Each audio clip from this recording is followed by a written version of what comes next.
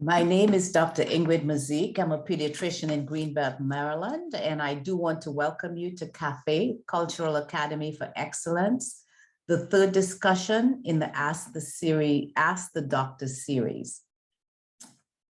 So since the pandemic, social media has become one of the main focus in terms of what we're hearing about COVID.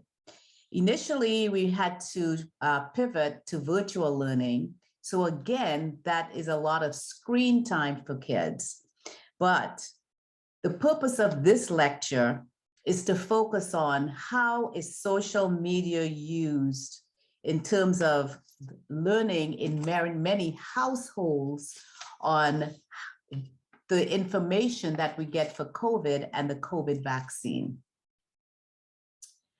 Today, we are fortunate to have Dr. Barbara Robinson with us, and she will be leading us in the discussion on social media and how it relates to pediatrics. Barbara is a nurse educator and has presented numerous presentations on the COVID pandemic. Her background is information literacy and evidence-based research. It's my pleasure to introduce Barbara, who will share the information on how social media and a professional's duty to respond to information that we receive and how we filter that information so that a parent can use the resources at hand to make an informed decision about their child. When the COVID pandemic first started, everyone was concerned on how do I stay safe? What do I need to do? But that has now gone to, should I get the pediatric COVID vaccine for my child? So again, I will present Barbara, who will give us some information and share her expertise on the COVID vaccine and information on social media. Thank you. Hello, everyone. I am very happy to be a part of this audience in order for me to communicate to you some very vital information related to the COVID vaccine. There are so many social media companies out here that post to their site both negative and positive information on the COVID vaccine. And it's so important that you understand this information may not be evidence-based. And because so many millions of Americans need something to relate to talk to, they are relying on the social media as that venue to guide them for the behavior they need to exercise in providing care to their loved ones, their children. Many Americans in this world are embracing misinformation, and there is a lot of misinformation linked to the hesitancy on the vaccination and the boosters themselves.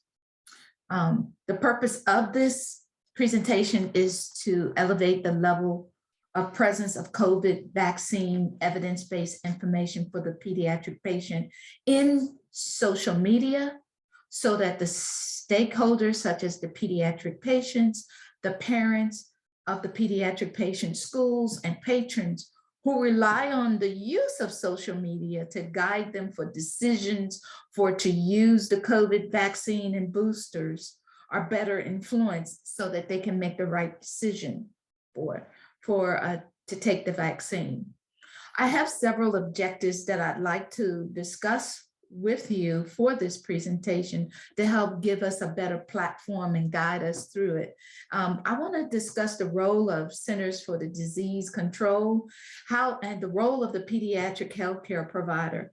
Embedded in all of this is some of the things that we need to understand. We need to discuss the use of using primary resources for the COVID vaccine guidance in the pediatric population. We also need to discuss the impact of what this social media is doing to the pediatric audience. There's a lot of anecdotal information on the COVID vaccine, and it does not apply to everyone.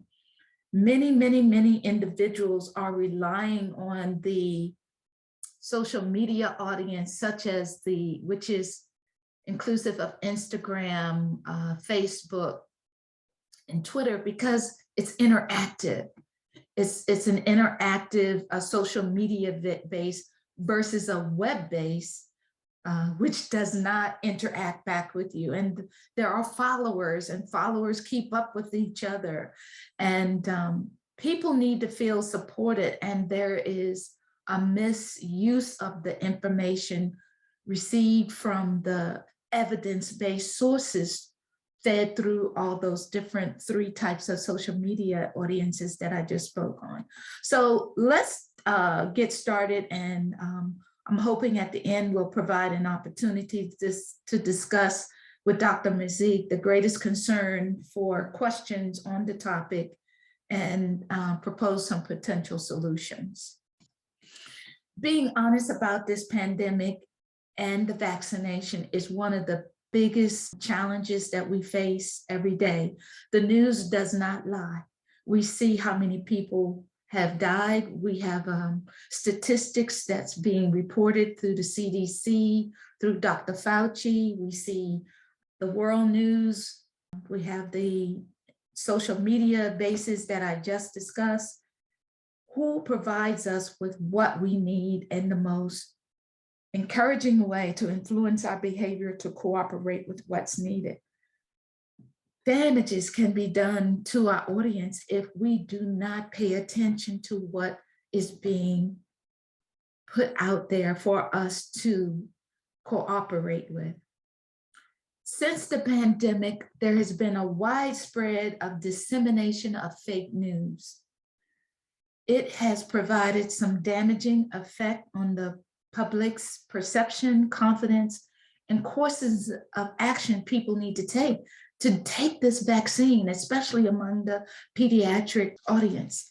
With the new variant out and new politicians coming into offices, there is so much guidance being provided, and social media has also taken presence that the generation of fake news in itself has caused considerable confusion, and the nature of the information from the sources, we're competing against each other, and the people that are watching, the stakeholders that are watching, they are not sure what to do. So nothing is being done on the positive side to help make this work for us to be a safer place to live in. Determining the reliability of information sources can be difficult, and it is a public challenge the pandemic is facing, because there is leading widespread mistrust of this information. Vaccinating children against COVID-19 would contribute to the control of the pandemic and the recovery of the global economy. This information is coming from CDC. Transparency in communicating about the vaccine development process and vaccine safety testing is very important. The NIH, along with all the different vaccine companies such as J&J, Pfizer, Moderna, who do we turn to?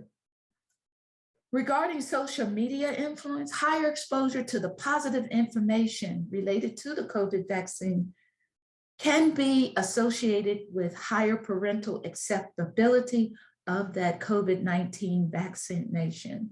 And again, CDC is the source. It's being constantly updated with who can take it, when to take it, and what you heard yesterday or a year ago is changed from what you're hearing today. We want the public to understand we need you to cooperate with what is being disseminated through the CDC and the FDA. We have some residency programs for the pediatric audience that's coming out, And many of the residents are signing up for Twitter and Instagram and Facebook accounts because part of their curriculum or guidance for them to participate in a residency program, they have to do certain things with pediatric audiences with projects. So many of the programs using those accounts are disseminating the information, which is a pretty good start.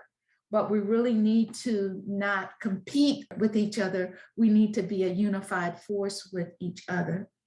Today, the reliable sources to follow for information for pediatric COVID vaccines that is trustworthy, that is clear, that is scientifically and evidence-based, is coming from the CDC and the FDA. CDC stands for the Centers for Disease Control and Prevention. The FDA stands for the Food and Drug Administration. Individuals using social media accounts may be authors of information from the world, not given the information correctly seen from the CDC or FDA sites correctly. That's why we are strongly urging you to use the information provided for the site, to access the site directly, so that that trustworthy and scientific information is better understood, so you can make a better decision to get that vaccine for your children and or the pediatric population. When the pandemic first came out, we didn't know what to do. We wanted to stop the spread.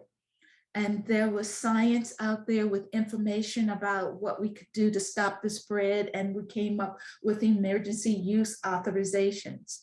These emergency use authorizations was put out by the FDA, approved and supported by the CDC, so we could stop this spread. Before recommending COVID-19 vaccines for children, scientists conducted clinical trials. The FDA gave Pfizer BioNTech COVID-19 vaccine emergency authorization to use it in children ages 5 years through 15 years old, and full approval to its use in people ages 16 years and older. We have manufacturers and distributors.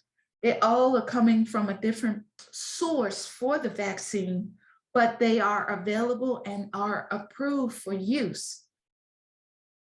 Tracking the safety and uses of the vaccine monitoring system has been a challenge, and the CDC site, along with FDA, continue to provide updated information on the safety of those vaccines. And they also have provided some prompts in their site where you can develop a account and you can be sent reminders for the vaccine and any other related information related to the vaccine for your family. Social media has been known to be an effective means for increasing informational and emotional support. And it is embedded in as a behavioral challenge to help with the conversion of changing the behavior that is much needed when the customers are logging in. It is also noted that social media influences behaviors of those with social media accounts. Not everybody has them, but many people have them, and they use them to help with major life decisions.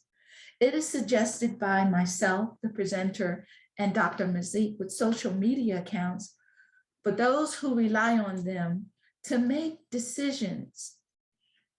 You are going to be vulnerable when you use these accounts. What do I mean by vulnerable?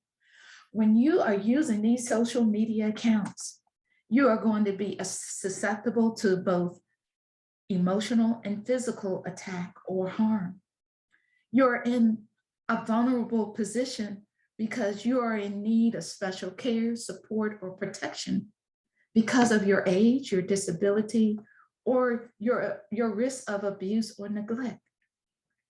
The definition of vulnerability means you're in danger, in peril, you're in jeopardy, you're at risk, you're unsafe, you're unprotected, you're exposed, you're wide open.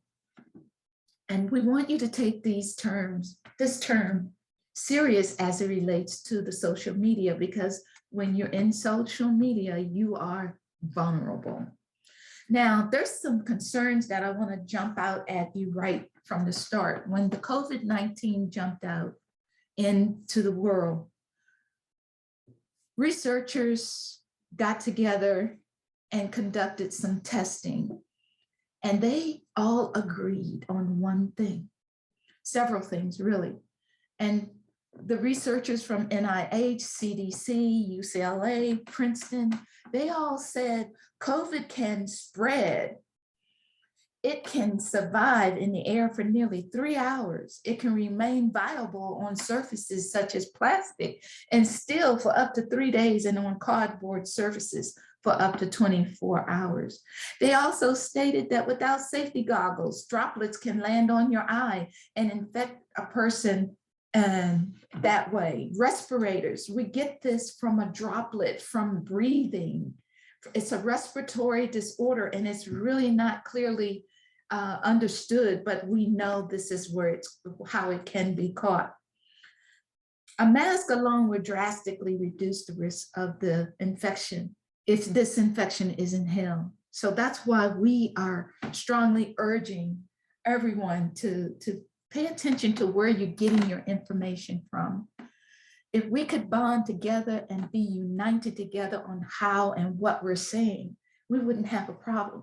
But because social media exists and the fake news is out there, we have no control over what is going to be said. And so the followers with those accounts, they make choices, and the choices may not be good. So depending on the events going on in a pediatric patient's life, the parent's life, a social media has been known to be accessed for them to help with connecting with others in the world who might have the same event or problem. And for example, I'm going to deviate a little bit and say, talk about a different topic, but it has application to what I want to say about the pandemic and social media for the pediatric audience. We have pediatric otolaryngologists. That means when children have diseases of the airway, the throat, the voice box, the airway. The vast majority of many of those experts, they have social media accounts, and they provide an opportunity for the otolaryngologists to give reliable information to the patients to prevent their family from accessing this information. None of us are the same. What affects one person one way is not going to affect another person the same way. With trustworthy internet sources, social media can provide an opportunity for otolaryngologists to share reliable information and prevent families from accessing misinformation. Ultimately, otolaryngologists in hospital should consider developing a professional, interactive social media presence to enhance patient-centered care and engagement. And again, I must say that when you are by yourself with diseases and illnesses that your children are facing, the social media account is interactive. It's going to have followers. It's going to talk back to you. People are going to share information with you. However, if there is a web base, it's not going to talk back to you. That's why you have more people using that as their support system. Let me go see what this person is saying, what happened to them. Let me see what they're saying I should do. So we want to deviate from that. Obesity is another one. Obesity is a major healthcare problem in our youth, and it has been described as a major risk factor when they're using social media. We have some technology that the obese communities among the youth can use, but little is known about what is used by those in weight management programs. Therefore, I'm recommending face-to-face weight management programs because they are proven to be more successful. For the youth undergoing medical treatment, research also shows that the ability for them to stay connected with their support network, both inside and outside of the hospital. It has a significant impact on the healing process for them. The pediatric colorectal conditions require complex medical care and can require lifelong support. Caregivers often seek the internet, medical information on the internet, and we need to make sure that just using these few examples of conditions existing among the pediatric audience, the need is there. We need to convince all of us in the health professional environment to be bonded and blend our own social media network. Social media is increasingly being relied upon by health professionals, including pediatric dentists, to make decisions in their practice. While social media serves for professional purposes, need to be aware of uses and the challenges it presents. More importantly, members of the and moderators of social media groups should ensure that all patient care related information is de-identified and discussions are compliant with the federal and state privacy laws and based on evidence-based recommendations. Going back to the COVID pandemic, social media information related to COVID vaccination in pediatrics is on the COVID website. It was updated today. It's updated every day, and the information that you see today may not be the same information that you saw a month ago, a week ago. Most children and all teens can get the COVID-19 vaccination. CDC is recommending everyone ages 5 years and older get a COVID-19 vaccine to help protect against COVID-19. Misinformation about the vaccine may cause confusion and a lack of cooperation of pediatric patients to get vaccinated. Again, you're going to hear me say it over and over again. Please use the evidence-based information from the CDC website directly. Social media is using it, but also go back to get the reference of what they said from that site. And in conclusion to this more important bullet point I want to make is that when using social media, clinicians must keep in mind that although it is advisable to restrict public access to information using appropriate privacy settings, there's no guarantee that the information will stay private and not be reposted elsewhere with the correct information. Thank you so very much for that eye-opening information on the using social media in the pediatric population. It is very, very important. And I just chose this topic because in my practice, each day a parent would call and ask the question, is it safe to give my kid the COVID vaccine because of what I have read on social media or what I have heard? So it is most important to go through and make your own informed decisions by getting your evidence-based medicine, by going to the CDC website and the FDA website, as Dr. Robinson stated. The question that I have for Dr. Robinson is a question that like I said, that I get in the office. Should I get my 7-year-old the COVID vaccine?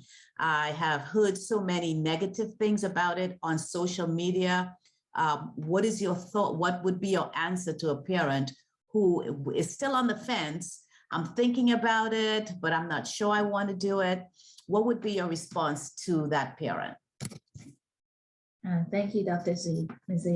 I just want to say my response to the parent would be making sure I'm not giving information that where she or he cannot reach it. My audience, I don't know who they are. They may not have a computer. They may not have gotten information other than from, I'm thinking, then from someone who may not be information literate, and they're going by what their cousin or their mother or their brother. So social media, everybody has a cell phone. They can access it that way. Everybody's looking at the news. So I am saying and encouraging healthcare providers to help with accessing information, maybe have a computer where they can go to a site or a space to access that information and use the information directly from the site, and also have courses where they can just informally have people learn how to look it up. It's easy for you and I because we're educators and we're lifelong learners, but the audience that needs this, they may not have a computer to go to the CDC website, and that just made me click just now. So more of the middle class people might have that ability to have a computer or a cell phone. So I would say we have to constantly reach our people through use of information from the CDC website. And I think what we want the audience to do is ask for CDC website information from you, the pediatrician, from me as an educator, or just make sure they're getting the information from the CDC, their doctor, or from someone that's trustworthy using that site, and ask, can I see it in writing? Thank you very much for that response. So the hope is that everyone will feel comfortable in the information that they receive. The second question that I have, we know that science is changing every day. The information we get is changing every day. And that leads to a lot of skepticism in some parents. How can I believe what they said? They just changed the information again. So just wanted you to, again, speak on science as that's evolving, and the information that will be on social media will change. Remember, social media can be both good and bad. And what we are hoping at the end of this lecture is that each person will realize social media can be used in a very positive way to get really good information. And that is what we're hoping that we're able to impart to you. So my question is, with the information about the vaccine, because it's science and it's changing every day, what can be shared with parents when they're skeptical about, well, one day this is said and the next day I'm getting some different information, so I just don't feel comfortable with the information I'm getting on social media? Dr. Mazik, that's a very important question. And I'm going to say it's very, very important that the audience understand listening and looking at dates is very important. Pay attention to when that information was disseminated. What was the date of that information? Because dated information, as we already have stated, what was stated a month ago is not the same information we got today. So it is best understood about this evolving source of information in social media, whether it's good or bad. Look at the dates. And again, I'm going to re-emphasize using CDC and FDA resources as our source of information to guide our decisions on how and when we will make the decision to take the vaccine for our children. Well, this concludes our discussion on COVID-19 vaccines in the pediatric population. We hope that you were able to feel comfortable at the end of this discussion, that it's safe to have your child vaccinated so that we can get ahead of the pandemic. Thank you very much.